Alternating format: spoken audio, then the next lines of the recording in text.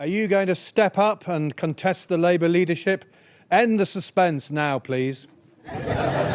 John, we need a proper contest with the best candidates on the field, and I'll be standing. So then, it seems Wes Shut up, Wesley. Streeting actually does have the minerals to stand up to Starmer in the leadership contest. In a development following our last video, rather than simply resigning as Health Secretary to put pressure on Keir Starmer, as he did last week, the Ilford North MP appears to have been biding his time before he made his move, and along with one particularly bold policy announcement, thinks that he'll be the one to take over the reins as party leader and become the next Prime Minister of the UK. What am I like? Yes, it seems that instead of leaping headfirst into a challenge, Wesley decided to wait and see how things turned out with Andy Burnham's latest bid to get back into Parliament first. Now that Labour's NEC had given their blessing for the Manchester Mayor to be considered as a candidate, Streeting seems to be banking his entire campaign on Burnham falling short in the Makerfield by-election, which was triggered by Josh Simons, who sensationally stood down last week. He'll be hoping that the trends we saw last week at the local elections continue, with Labour losing all 22 of the council seats they had up for grabs to reformplc.co.uk/recycled Tories. That's right, being the solid careerist that he is, Wesley will actually be betting against his own party in a few weeks' time when Wiganers go to the ballot, hoping that Burnham will be sent back to Manchester with his tail between his legs and leave him as the frontrunner against Keir Starmer. I've got a plan so cunning you could put a tail on it and call it a weasel. The second part of his supposedly cunning plan was his dramatic announcement that under his leadership, the UK would make a bid to return in full to the European Union. We need a new special relationship with the EU because Britain's future lies with Europe and one day, back in the European Union. That's right, while Burnham and Starmer have tiptoed around the edges of the EU issue, throwing spurious phrases like stronger relationship with Europe and working closely with Europe, etc. around any time it comes up in interviews, Wesley is going all in and says that we'll be returning to the single market and customs union once again, throwing the prospect of another referendum into the mix of what's turning out to be some pretty volatile political soup.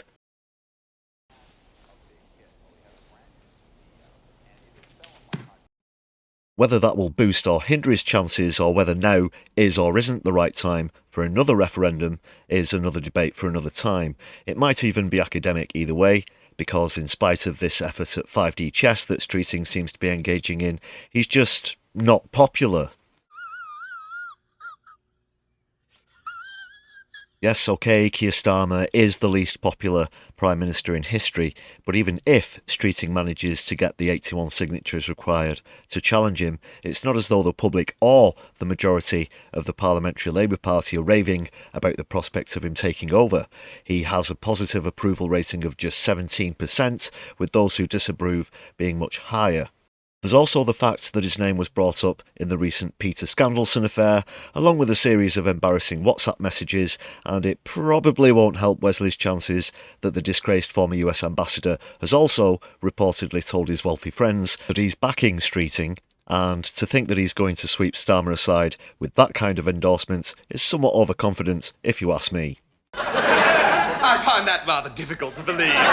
Go out onto any high street and ask 100 people who they think should be the next Prime Minister of the UK, and I assure you that you won't need a pen and paper or any calculatory apparatus whatsoever to tally up how many times people excitedly declare that they want to see Wes Streeting in number 10. I guarantee it.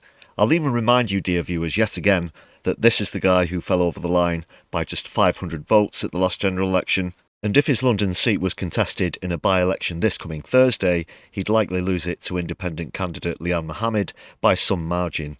Even if things do pan out the way he wants them to in Makerfield, we're more likely to see a repeat of John Redwood's failed effort to depose John Major in 1995 than see Streeting in 10 Downing Street by the end of summer.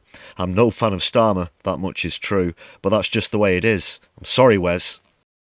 Oh, bloody hell. As far as this whole thing goes from a socialist perspective, there are few, if any, positives to take from this whole charade outside of potentially the brief satisfaction in seeing Starmer's resignation speech after over a decade of running the Labour Party into the ground. Ah, smug mode.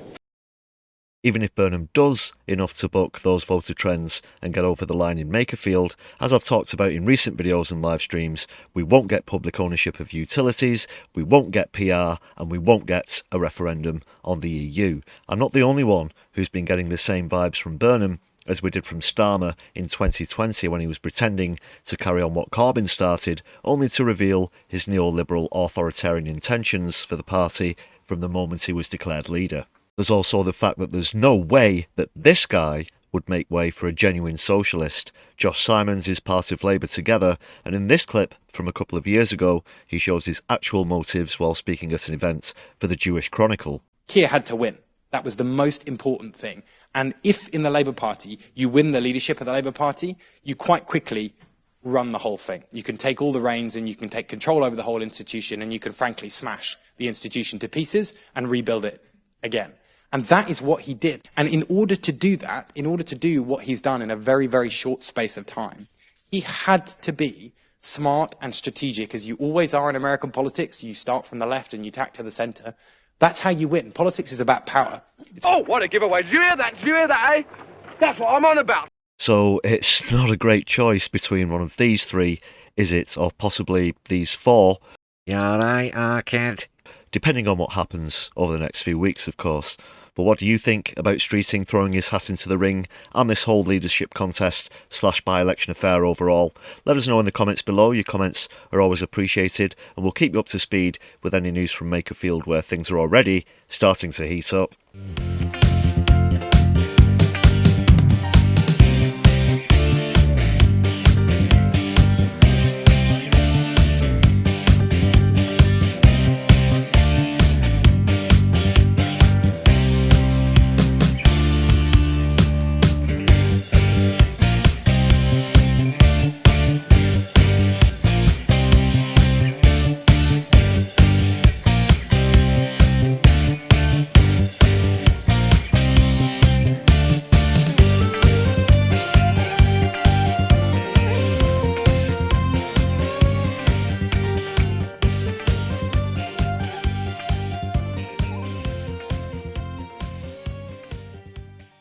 Thanks a lot for watching to the end of the video. If you'd like to help the channel out a bit more, then please check out some of our other content and hit various supportive buttons such as like and subscribe. Super thanks are also open, and there's a link to our Buy Me a Coffee page in the description of this video. If you want to go a step further, then hit the join button, and for only 99p you can enjoy exclusive perks like members only videos and early viewings, plus lots more, and you get to join the list of awesome people that you can see on your screen right now. As always, your contributions are much appreciated. Thanks again, people. My left eye will be seeing you soon.